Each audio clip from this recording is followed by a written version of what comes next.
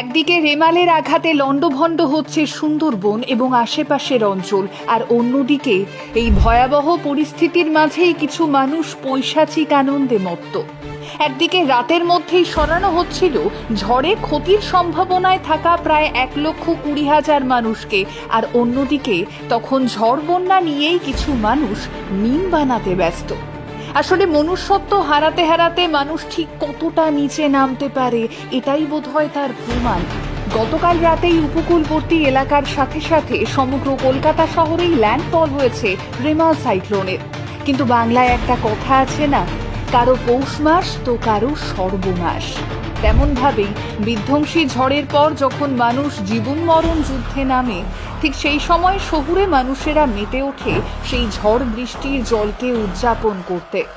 মাথার ওপর ছাদ হারিয়ে খাবার দাবার জামা কাপড় এই সবটাই জলে ভেসে যেতে দেখে অসহায়ের মতো কিছু মানুষের যখন হাহাকার ছাড়া আর কিছুই করার উপায় থাকে না, যখন নদী বাঁধ ঝড় মাথায় নিয়ে গ্রামবাসীরা আপ্রাণ চেষ্টা করছিলেন মেরামতি, নিজেদের রক্ষার চেষ্টা চালিয়ে যাচ্ছিলেন, যখন ঠিক সেই পরিস্থিতিতেই মহানগরের বুকে কিছু মানুষ এই ঝড় বৃষ্টিতে রোমান্টিকতা খুঁজে পায়। ফেসবুক ইনস্টাগ্রাম জুড়ে বৃষ্টি নিয়ে মিম বানাতে ব্যস্ত যখন এই শহরের মানুষ, ঠিক সেই মুহূর্তেই কয়েক কিলোমিটার দূরে সাগরদিঘি কাকদ্বীপের মতো উপকূলবর্তী এলাকার মানুষেরা ঘরহারা স্বজনহারা হয়ে আকাশের দিকে তাকিয়ে রয়েছেন।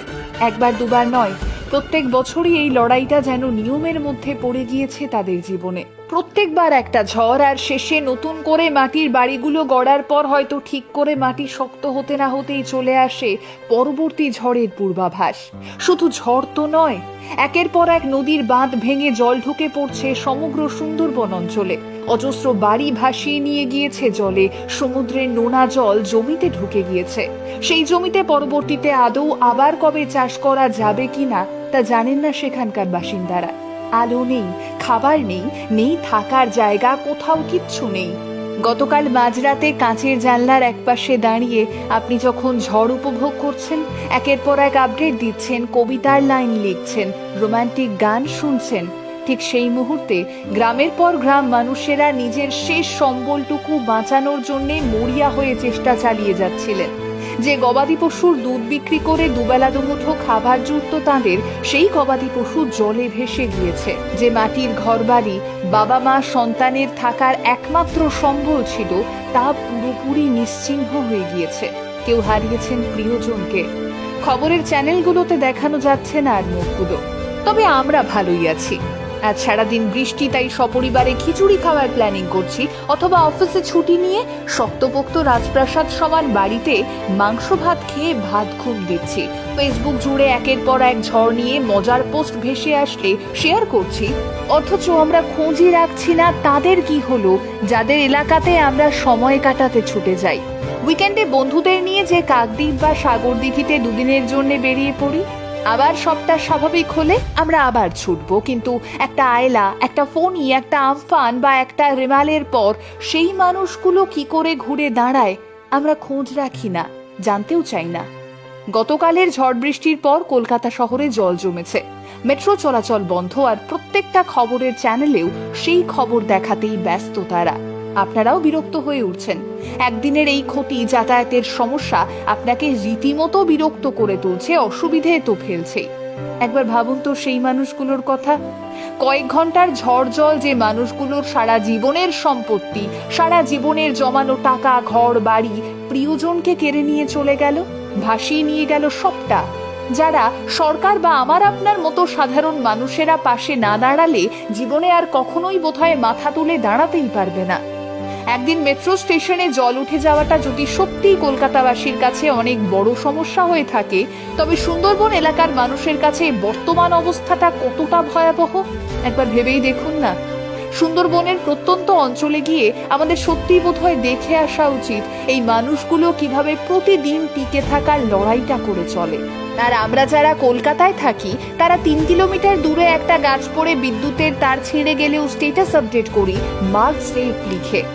বাস্তব চিত্রটা সত্যি কঠিন, জানেন।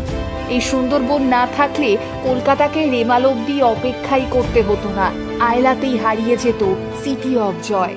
হ্যাঁ, প্রত্যেকবার একটা সুন্দরবনের জন্যই রক্ষা পায় কলকাতা শহর এবং গোটা পশ্চিমবঙ্গ। এবারেও বুক চিতিয়ে দাঁড়িয়েছে সুন্দরবন। বঙ্গোপসাগরের বিভিন্ন সময়ে জন্ম নেওয়া ঘূর্ণিঝড়ে স্থলভাগের ক্ষয়ক্ষতি ও প্রাণহানি ঠেকাতে বরাবরই ঢাল হয়ে দাঁড়িয়েছে সুন্দরবন। রেমালের ব্যাপক তাণ্ডবে এবারও বুক চিতিয়ে লড়ছে সুন্দরবন। ঝড়ের সামনে লড়াই করে বাতাসের গতিবেগ অনেকটাই কমিয়ে দিয়েছে এই সুন্দরবন। এখানকার ম্যানগ্রোভ বনাঞ্চল এলাকার মানুষ নিজেদের ওপর সমস্ত বিপর্যয় নিয়ে আমাদের রক্ষা করে চলে আরো একবার। আর আমরা একটা দুর্গাপুজো বা গরমের ছুটিতে ঘুরতে যাওয়ার ডেস্টিনেশন ছাড়া আর কিছুই ভাবি না সুন্দরবনকে নিয়ে। তবে এবারে হয়তো ভাবার সময় এসেছে। আসুন না, কদিন এই ঝড় নিয়ে মজা করাটা অন্তত বন্ধ রাখি। সরকার সরকারের মতো চেষ্টা করছে, আমরাও সবাই মিলে হাতে হাত রেখে সর্বহারা মানুষগুলোর পাশে গিয়ে অন্তত দাঁড়াই। মিম নয়, বরং সোশ্যাল মিডিয়া জুড়ে আলোচনা করি এই উপকূলবর্তী এলাকার মানুষগুলোর এই বিপদের সময় কিভাবে তাদের নিরাপদে রাখা যায়, অন্তত সাহায্যের হাতটা বাড়িয়ে দেওয়া যায়। কিভাবে কি করলে আরো বড় ঝড় এলেও এরকম পরিস্থিতিতে পড়তে হবে না তাদের, অন্তত মোকাবিলাটা করা যাবে। আধুনিক ভারতবর্ষ এটা। বুলেট ট্রেন চলছে দেশ জুড়ে, নদীর নিচ দিয়ে ছুটছে মেট্রো। তাহলে কেন উপকূলবর্তী এলাকাগুলোকে ঝড় নদীর ভাঙন থেকে একেবারেই বাঁচানো যাবে না? আমরাই তো পারি তাদের দিকে আরেকটু এগিয়ে যেতে। দ্য বং আনটোল্ডের অনুরোধ একটাই, দয়া করে ঝড় নিয়ে মজা করবেন না। মনে রাখবেন, কোনো প্রাকৃতিক বিপর্যয়ই মানুষের সুখের কারণ হতে পারে না। উপকূলবর্তী এলাকার মানুষদের জন্য রইল সমবেদনা। খুব তাড়াতাড়ি সমস্ত বিপদ কাটিয়ে আপনারা আবারও আপনাদের স্বাভাবিক জীবনে ফিরে আসুন। দ্য বং আনটোল্ড সেই কামনাই করে।